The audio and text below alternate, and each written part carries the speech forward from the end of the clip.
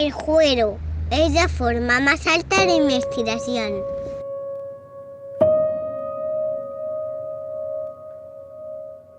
Lo que uno ama en la infancia se queda en el corazón para siempre. El amor. Los niños no recuerdan lo que tratas de enseñarles, recuerdan lo que eres.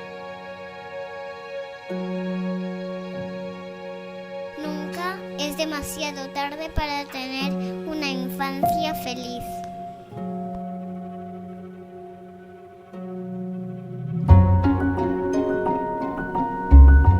La mejor forma de hacer buenos a los niños es hacerlos felices. Con los niños entenderse es fácil.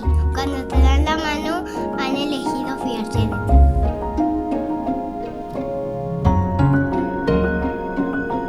La infancia te demuestra que no necesitas grandes cosas para disfrutar y ser feliz.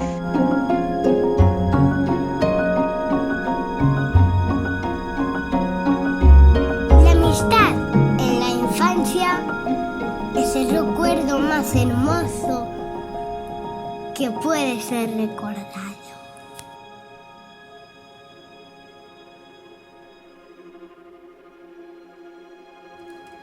No nos dimos cuenta de que estábamos haciendo recuerdos.